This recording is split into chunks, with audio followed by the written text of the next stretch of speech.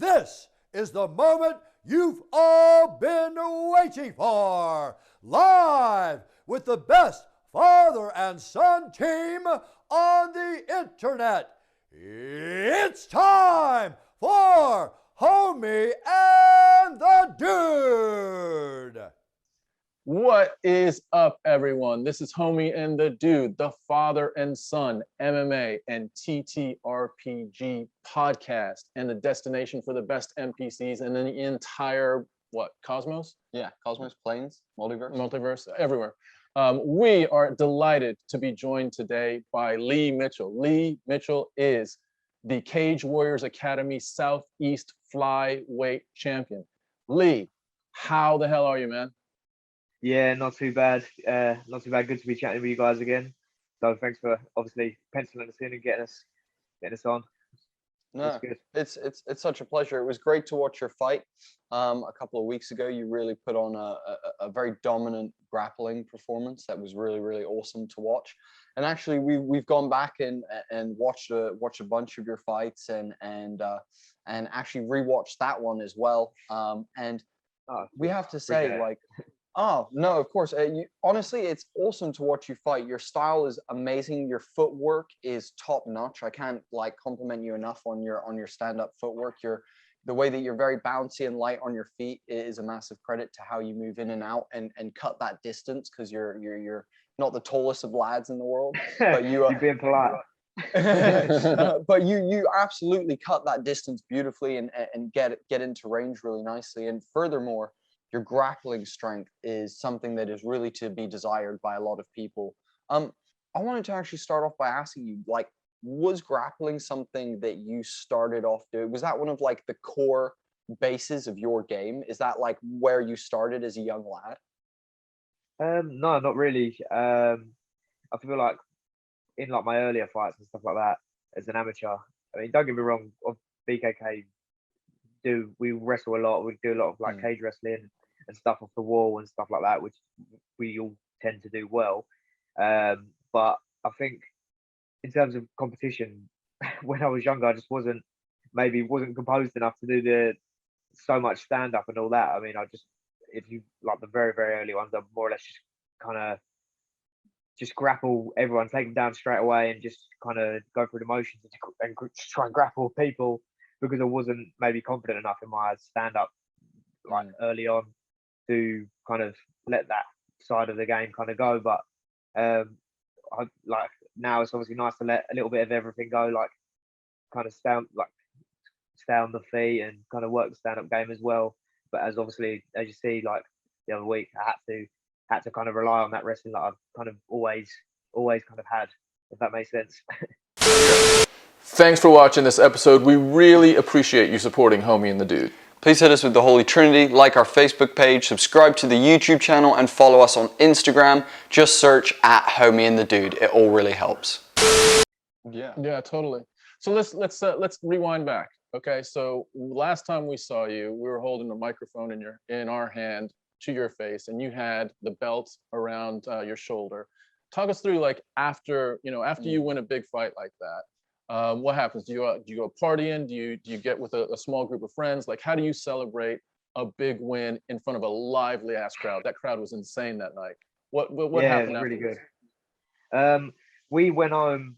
I moved to Colchester a couple of weeks back, or probably about a month ago, over a month ago now. But went home and just ordered a big old Domino's and ordered lots, too much food I couldn't even eat really.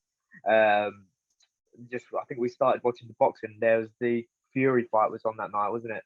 Yeah, it was.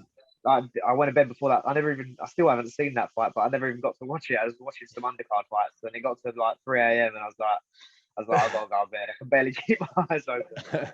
I was exhausted. Do you know what? That's one super lush that you got to spend that time with your family and got to eat. It seems to be a common trend that we seem to hear. We had another couple of fighters on the night. We were like, what are you doing after this? And a lot of them were like, oh, I'm getting McDonald's. I need to go eat some. I need to go eat something. What about Jorge Masvidal folding up a couple pieces of pizza at the press conference after his fight? Exactly. I wanted to ask, are you finding with you that you're having, is the weight cut a big thing for you? Is that something that for you to get in the cage, is that something you're really having to focus on? Does it draw a lot from you, or are you not cutting so much weight? What's the situation for you? I think it's kind of normal, really, like now. But obviously, as the years have gone on, when I was like a 125er and like the amateurs and that, I wouldn't necessarily cut that much weight. At the time, I thought it was a lot, but obviously, as I've kind of got older and a little bit bigger, I feel like everyone's doing big weight cuts now, really. So it's just like kind of normal. I'd say I wouldn't say I'm a massive 125, but you get some guys even who are bigger than I am cutting weight to get down to 125. So I think although I do cut what I feel is a lot, it's kind of what's normal compared to like other guys. Everyone's kind of doing the same thing. Yeah, yeah, and do you know, it's one of those things. I'd be interested to hear how you feel about that new norm, because I know, you know, there's been some controversy recently in the UFC with like 2 or 3 weigh-ins that have happened recently, and I know that also, you know, it's a big thing that if you're cutting a huge amount of weight, it can be quite detrimental to your body. It can do a lot of different things to you, and I don't know, how are you feeling about this new norm? Do you think it's a good thing, a bad thing? Like, is that something that you're like on the positive side about, or are you not feeling so great about that? I mean, it's a weird one to think about, really. I mean, ideally, it would just be nice to have loads of different weight classes. So then there'd be like a middle, like a 130 or something. So then the guys who kind of kill themselves to get to 125 go, I'll just fight at 130. And then, or like, so it isn't so drastic. But because everyone's always done it since I've been competing, even as an amateur, it's kind of just like you say, it's the normal. It is normal, but I'd like to think that some of the guys would be able to get a lot more fights in if they wasn't having to get that weight down. Obviously, I know everyone has like a relaxed couple of weeks on the diet and stuff after fights because they've been dieting for so long to kind of get the weight down. But I definitely feel like guys could be fighting more regular. Like most people only getting like 3 or 4 fights a year, or like at times. Maybe you could see them guys kind of who knows get like 5, 6 fights, even an extra couple fights. Similar to like, I know it's a different level kind of thing, but similar to like amateur boxing, you see those guys, they fight so regular. And I think like that would be a cool thing if the weight cut wasn't so much. Yeah, and even in some like amateur kickboxing and Muay Thai contests, you have people fighting 2 or 3 times a night. You know, like getting in 1 or 2, 3 couple times a night. It's true, but I also here's the other side of it. This is the problem.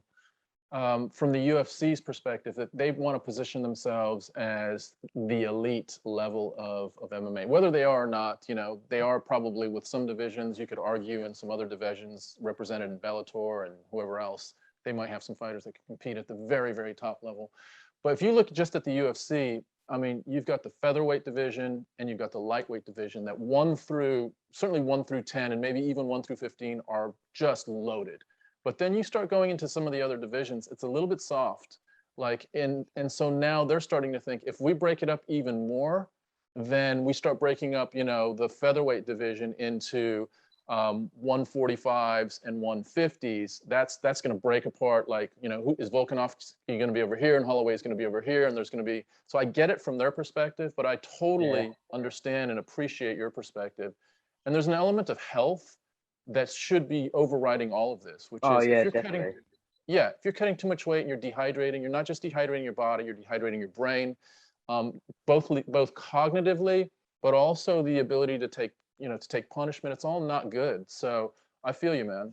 That is something that I'm in favor of. The more divisions and more safety. I agree. I think fighter safety should be number 1. I think specifically like cognitive safety, you know, and it's something that's really important. And, you know, talking about like safety and stuff and cutting weight and whatnot, something that I think is super impressive with you is your output in fights.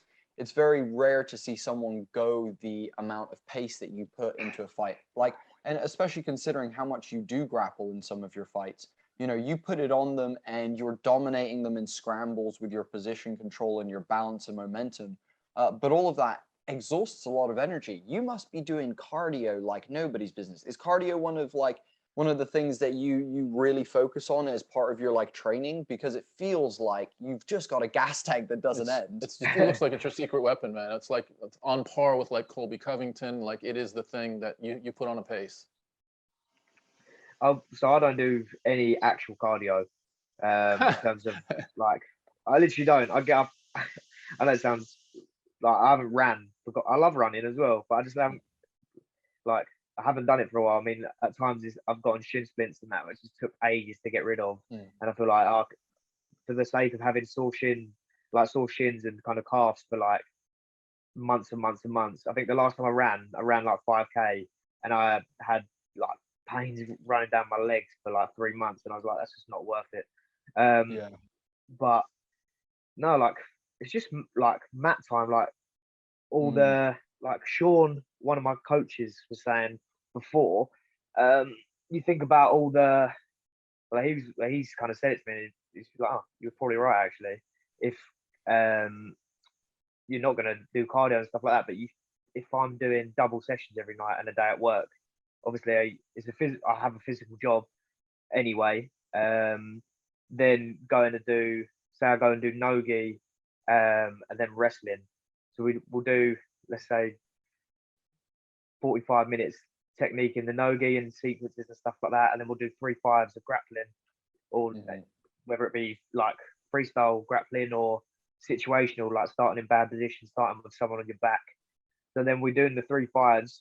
You think about how long your kind of heart rate is elevated for. Then that's one fight's worth of kind of elevated heart rate. Then doing another hour's worth of wrestling drills, and then doing round robins for the last 20 minutes with all the guys who compete. That's another 20 minutes of like kind of really elevated heart rate. And you're doing that every night, where you're doing that start to finish every day at work, 2 sessions at night. So, and obviously hip pads and stuff like that, which is obviously cardio, but it's all based around technique and stuff. But it's just being on the mat, just a lot. Just try and get as much out of it as you can, kind of thing. That's why I feel like I get so fit to the point where in like sparring and stuff, you definitely don't slow down as much, where you're kind of used to that output all week kind of thing. But I feel tired. Monday to Friday kind of flies, just because I feel like I don't stop at times. Like, and it's not like, that's not me crying, oh, I've got to go to work and then go straight to the gym or whatever. That's just how it is, really. And then the same on the next day of gi jiu-jitsu. We always finish with 5-5s in the gi, like, and then on Wednesday, so tonight we got the fighters round, so I'll go and do technique and 5-5s for MMA sparring with everyone. So there's just a lot of output there, just being on the mat.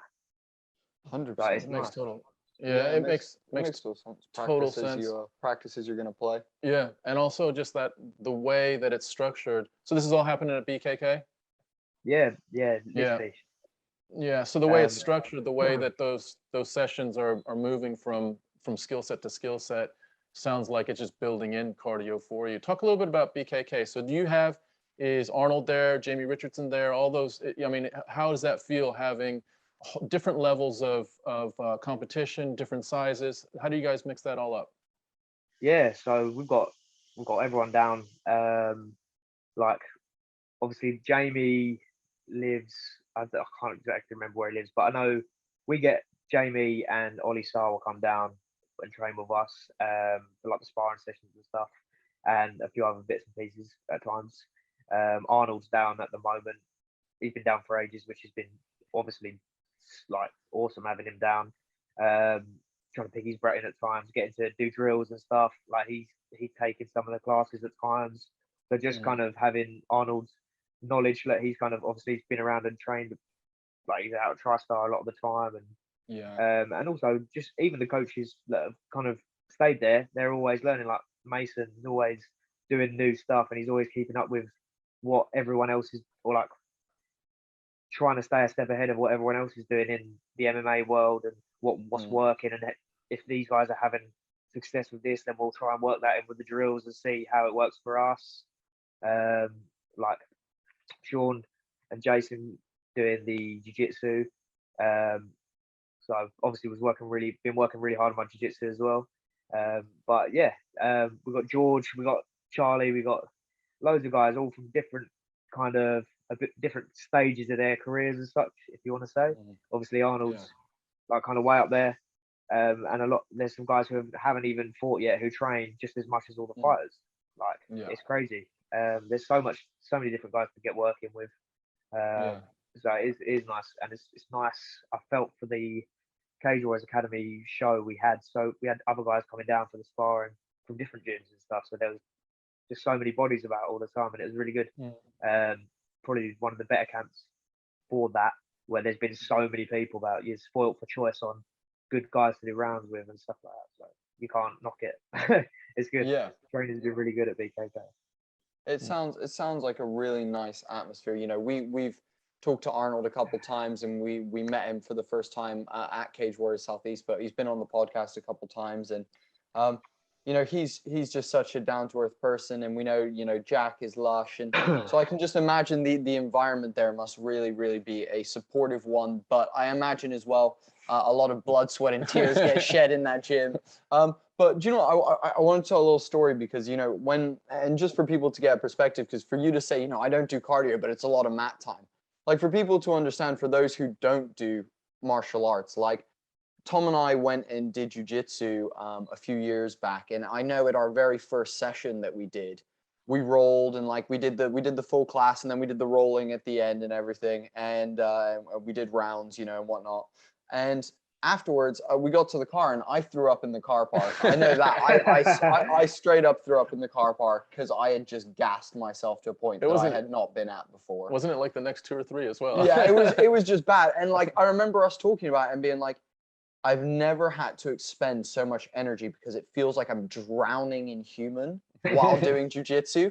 And like, not only are you gasping for air to just survive, but then people are trying to choke you and like throw you around and like all this other shit. So to put that in perspective, if you're doing 20, 30 minutes, 40 minutes, 2 40-minute sessions of that, it kills you. 1 5-minute roll with someone will gas out your average, you know, like your average athlete that plays football, or, you know, is like a rugby player and stuff. It's just a different type of cardio that your body isn't used to, because also you begin expending like adrenaline energy and like mind, like stress. It's like anxiety. And all that stuff. Exactly. It's a whole different maintaining technique under fatigue as well. Like just knowing what kind of being able to stay relaxed whilst you're tired, and kind of pick and choose where you use your bursts of energy and stuff like that. You know what I mean? Like, it's tricky.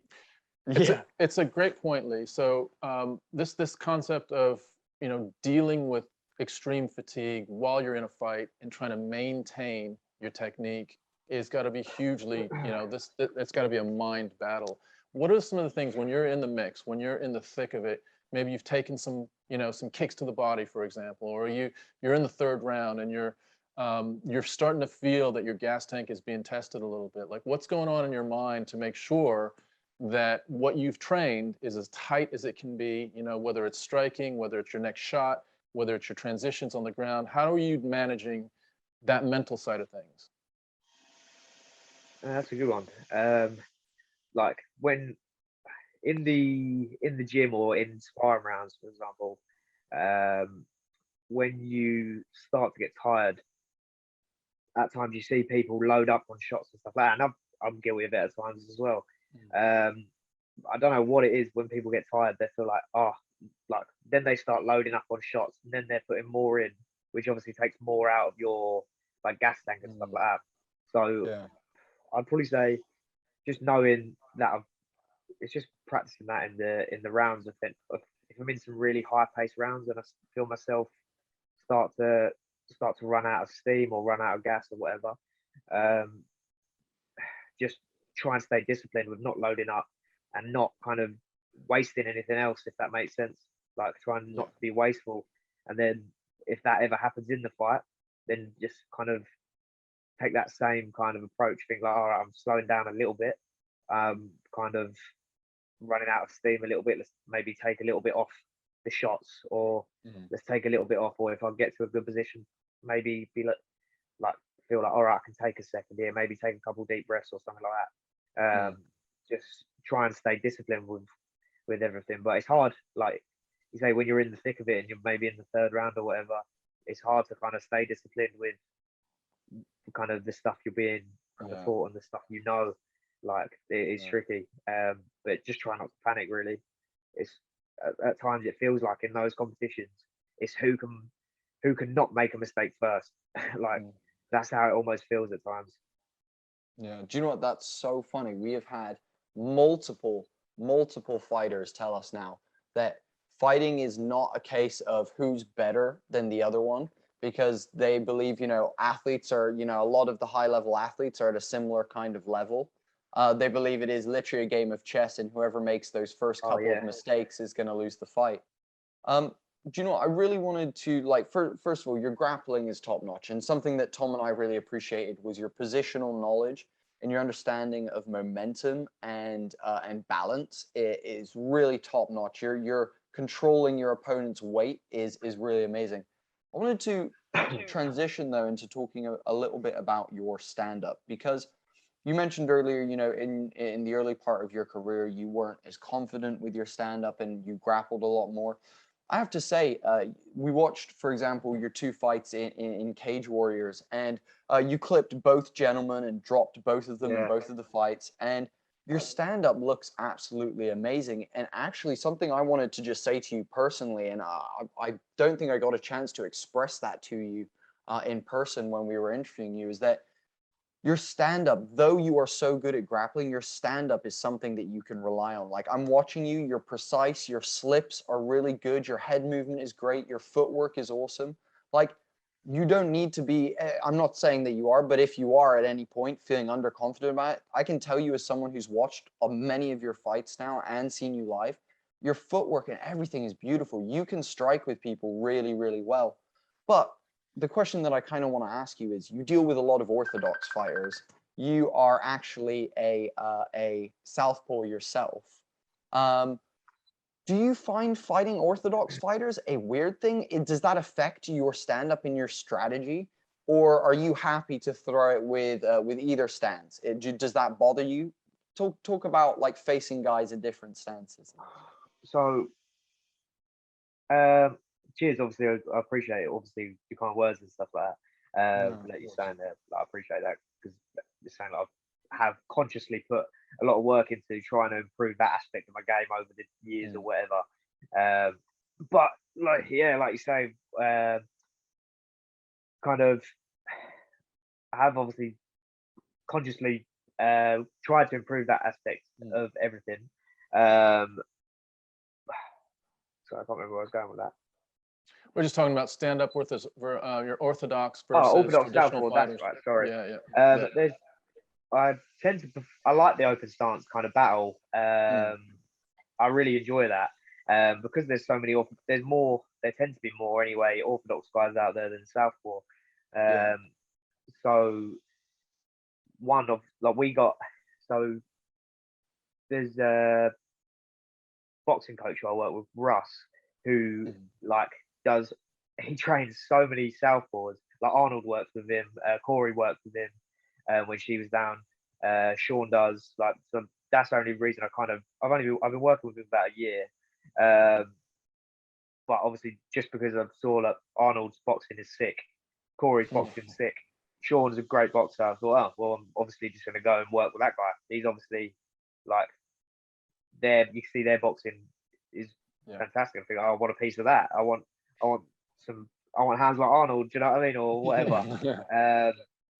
But it's also the stuff that Mason's been doing with us for years as well. Like all like the hand fighting and beating the feet. I feel like if there was a clicker for every time Jack had ever said to me, beat the feet, I reckon we'd be in the hundreds. Like, and that's not an exaggeration. Like, honestly, if he ever sees this, he'll probably laugh. But when he was saying all this kind of stuff to me in like earlier on, but again, it's only all coming into place a little bit more nowadays, when I'm a little bit more comfortable everywhere and a little bit kind of more relaxed enough to let all those kind of techniques flow and the footwork flow with the hands and beating the feet and all the hand fight. So I enjoy fighting and like sparring with orthodox guys because I like that open stance kind of battle. I feel like it's you have to be disciplined with it kind of thing. You can't just be kind of hasty and rush in with anything, like and kind of let them get that outside. So it's cool, but it's all stuff that we've been drilling for ages. So it's nice to kind of be able to show that on, like, especially in the Cage Warriors fights.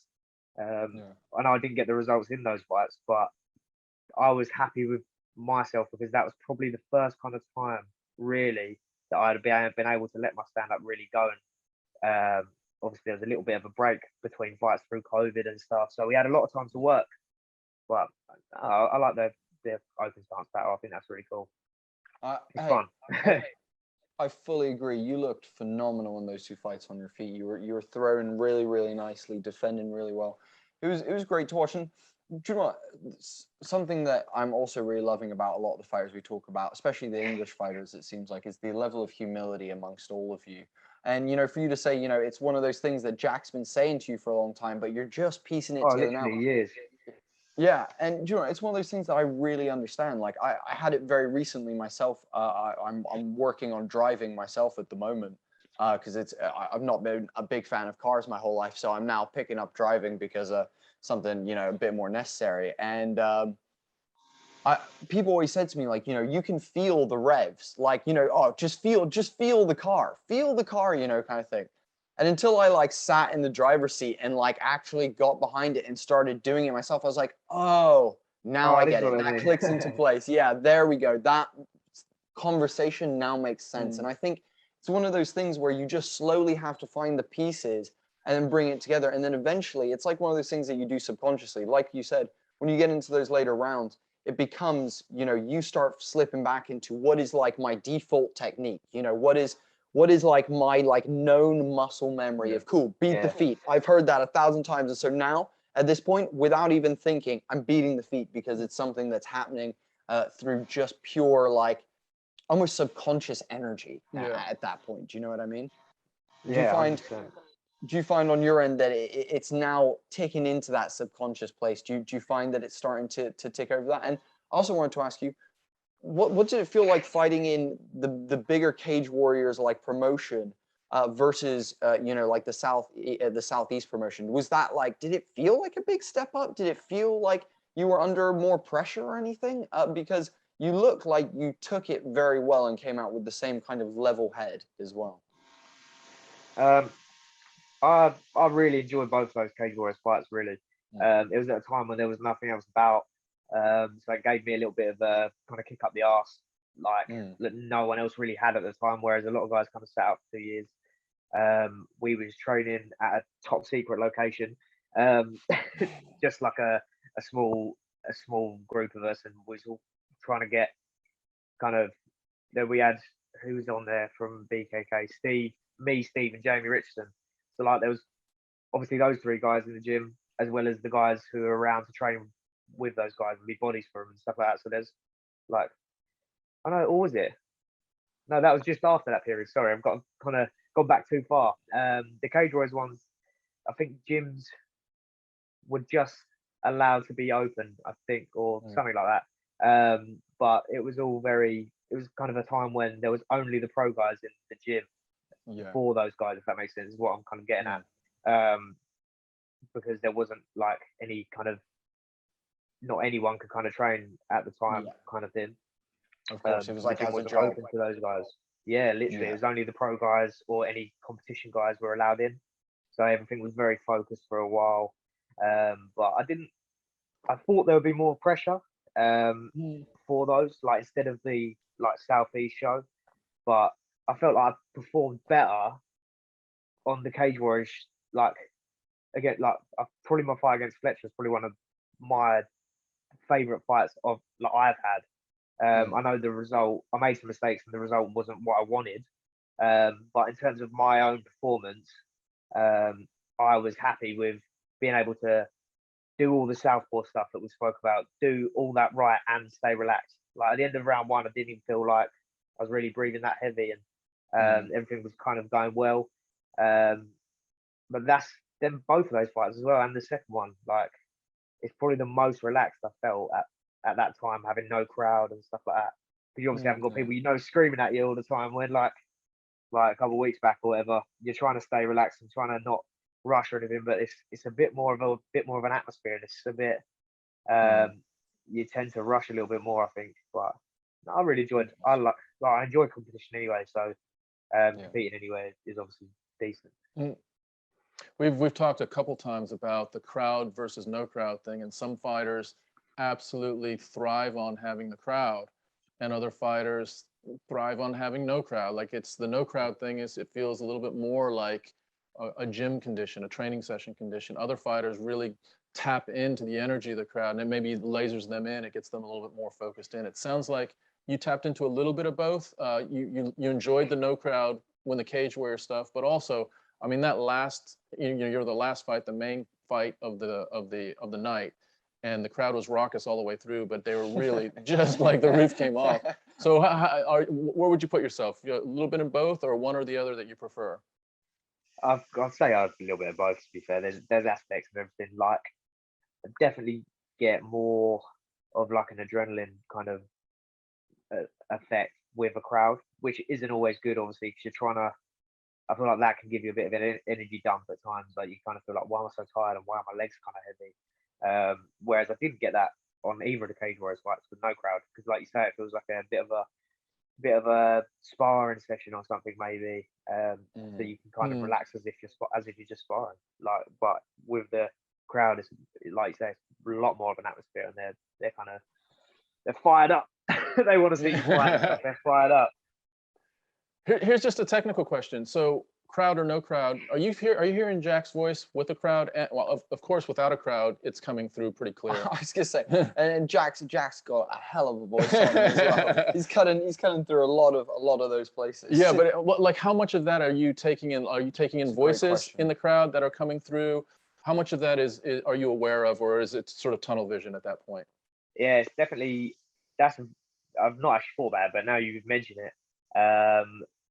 When I feel like when with the crowd, it isn't as dialed in. I don't feel like, pardon me, it isn't as dialed in, and you can hear people screaming and shouting and stuff. Nothing really precise, but just general people screaming and shouting. Kick his head in. Corner as well. Yeah, literally, just mad stuff.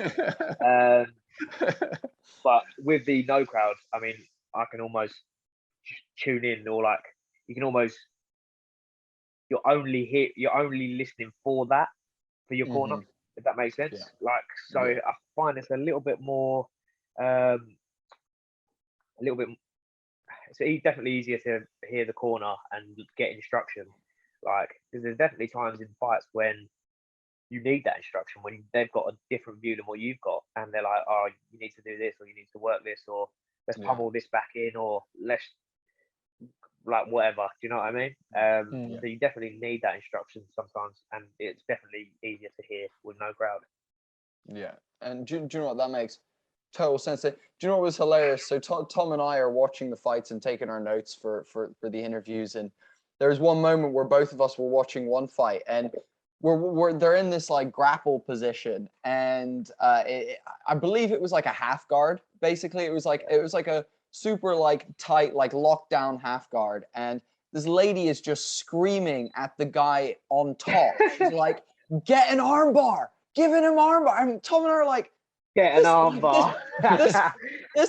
This poor guy is being shouted at by a fan who clearly has no clue what an armbar is. And I'm like, that's got to be so freaking awful to be in the cage just having like a friend shout at you, do an armbar, while you're like trying to operate and focus, you know. She did it a couple times, and it's just like, there's no way they can pull an armbar right now. Like, why are you? People are crazy, man. People are proper crazy. The thing is, there's a bar that they've been at all night, like, so they're going to be shouting mad stuff. Like, honestly, it always, some of it, it's not until you sometimes watch the fights back, we can hear people screaming and shouting, and you think, bloody hell. Yeah. Why are you saying it was an amazing atmosphere. We really, really enjoyed it. I want to just circle back. So you mentioned that you really admired in the striking, you admire people in the gym Arnold, Corey, but let's also look at just sort of your ideal MMA fighter. When you look at the complete package, who are you looking at? Whether it's in BKK, whether it's in the UK, Europe, Bellator, UFC, like who do you look at and you say, wow, that's the one? That, like, if I could put it all together similar to that, that's where I want to be. Oh, that's a tough question, to be fair. The thing is, there's so many guys out there now who are so polished. Like, do you know what I mean? Who are so, and everyone, even at like the local kind of like low end kind of professional scene, there's guys who are like seriously good. So there's so many people to look at. But he's really good. He's really good. I'd like to have a little bit of this and a little bit of that. Like, but obviously having like Arnold, who is a southpaw in the gym, who strikes so well. He wrestles really well, and puts it together nicely and looks super composed the whole time. Something like that, obviously. But I also I'm a big fan of Mads Burnell, who obviously fought Arnold. Like, I love the way like he kind of he just dominates people with the grappling and stuff like that as well. And he's just crazy. Like, but he's got very good boxing as well, but in like a different way to like what some other guys do. He kind of rolls with the shots a lot more and kind of gets in with that and then just kind of crushes people with grappling. So there's so many different people I like. I like the way that Jan kind of is almost like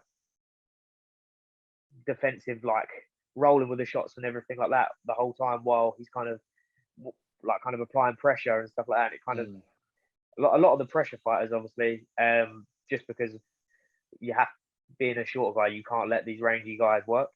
So anyone who kind of works at pressure, kind of works with pressure, but also like some of the guys who can kind of play the matador quite well. I admire that because you've not always got the energy to kind of try and stick it on someone. So there's always going to be a time when someone's coming at you that you have to play the matador and work out and angle off, do the southpaw bit a little bit. So there's loads of guys who I kind of like and kind of look at like. Yeah, dude, you named some people to kind of look at.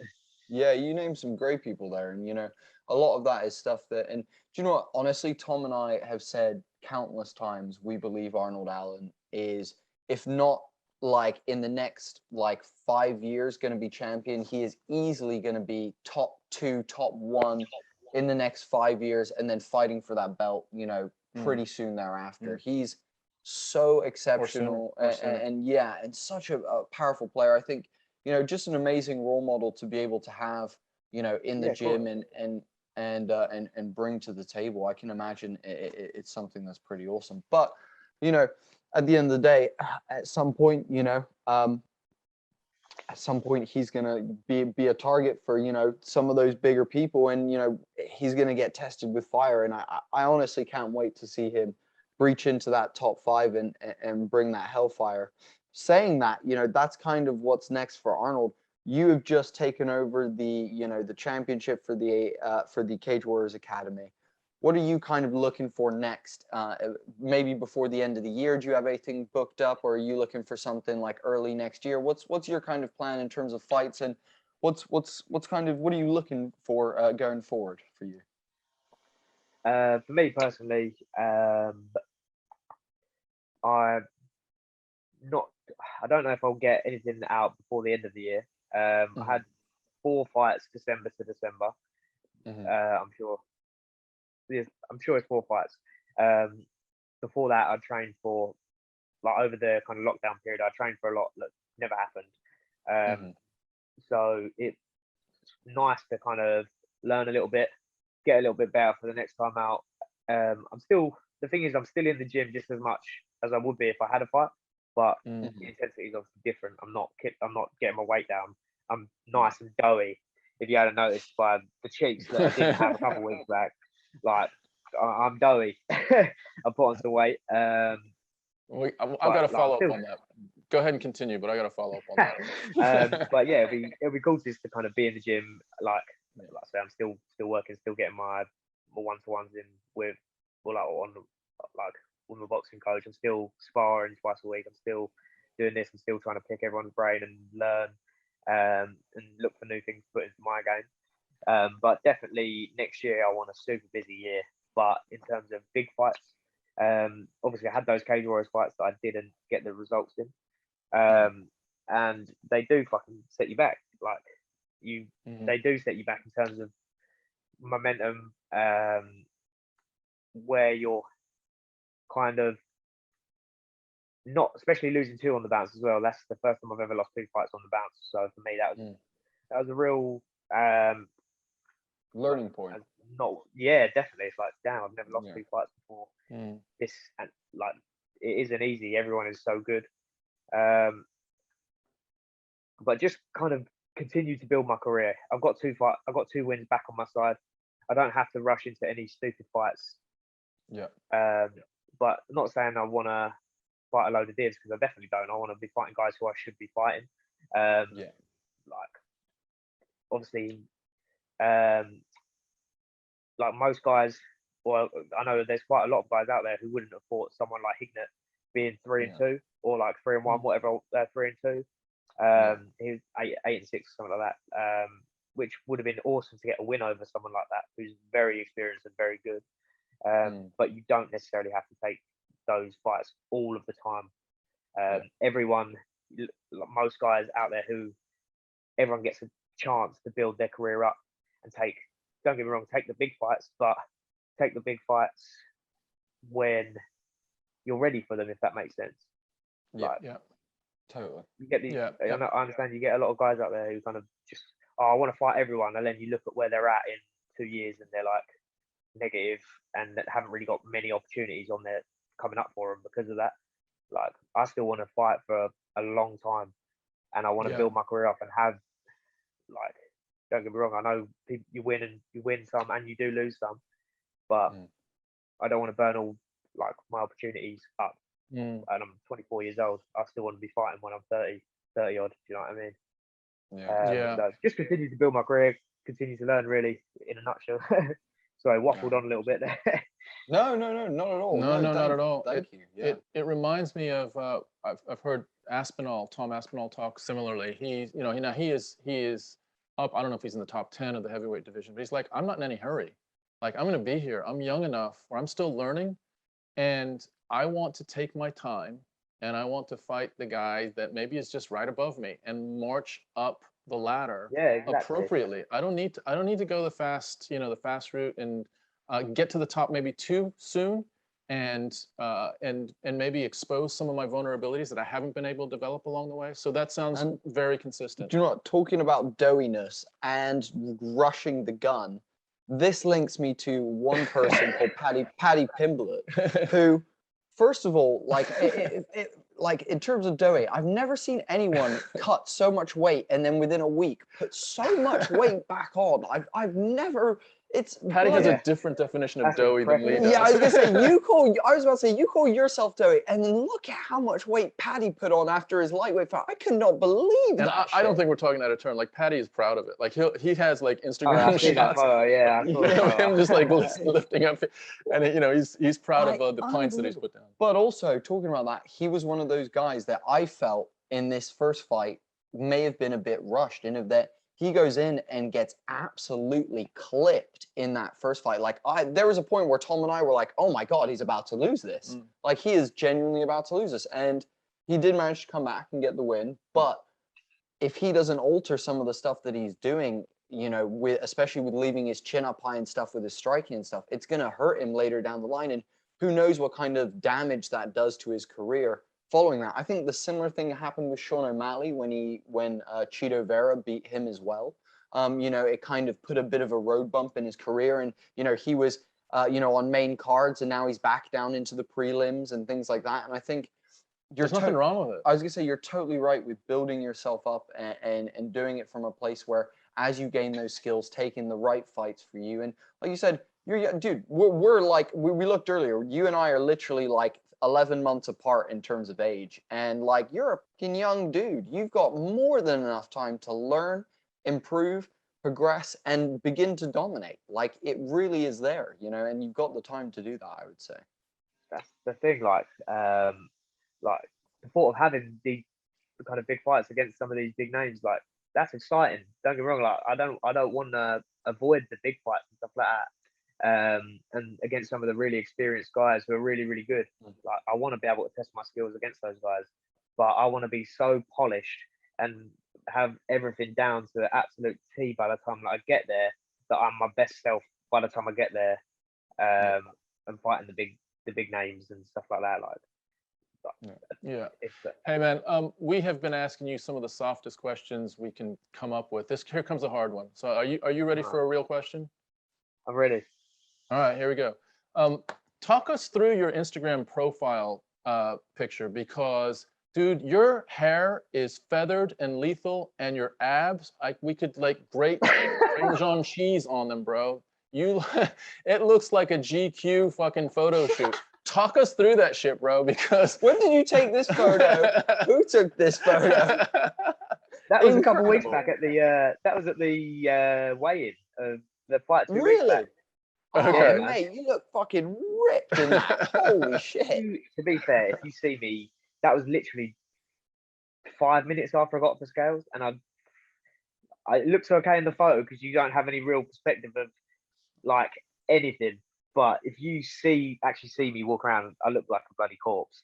Like it looks good. It looks good under the downlight and everything when you can see everything. But that was literally like 5 minutes after I got off the scale. So like you can see my bloody cheekbones and everything. I look like Christian Bale in what film is it he did? I can't remember. Oh, in like The Mechanic or The Fighter. Yeah, or something like that. Oh my god. But yeah, that was literally just then. So that's why I'm so shredded. I definitely don't look like that now, I'll tell you. Definitely not.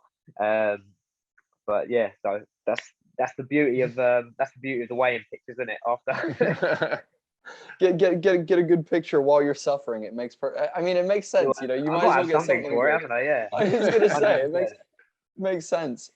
Dude, it has been such a pleasure talking to you today. You're such an awesome, charismatic guy, and we're so confident that we're going to see you chugging your way through that pro circuit in the next couple of years.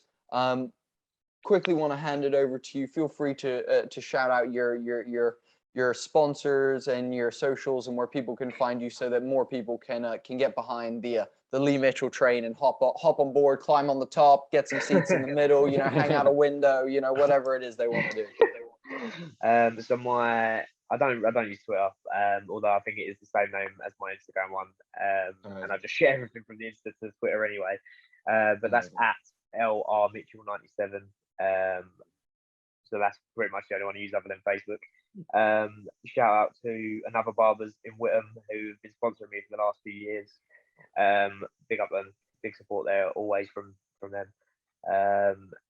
Level Up Gaming, who was the recent one for this fight. I know I obviously said that in the interview.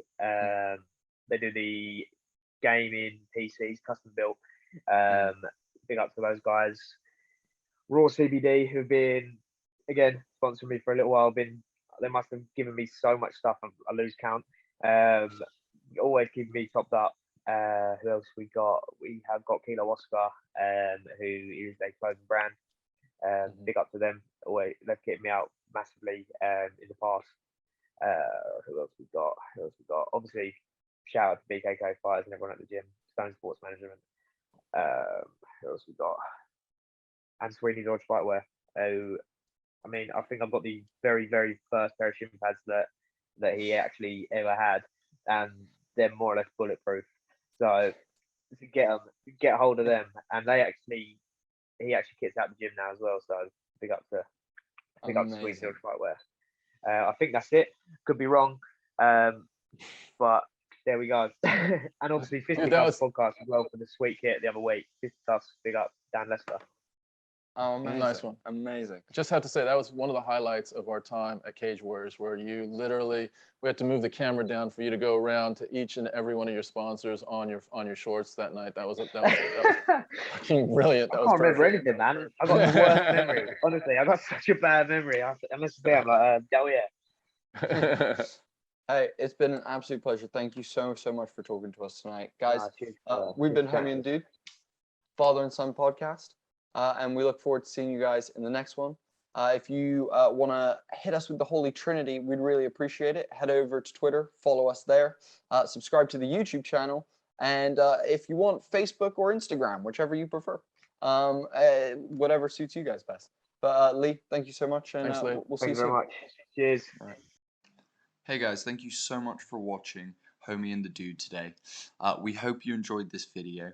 If you did, please hit us with the Holy Trinity. Go follow us on Twitter, subscribe to the YouTube channel, and like the Facebook. It's the best way that you can help us out at the moment.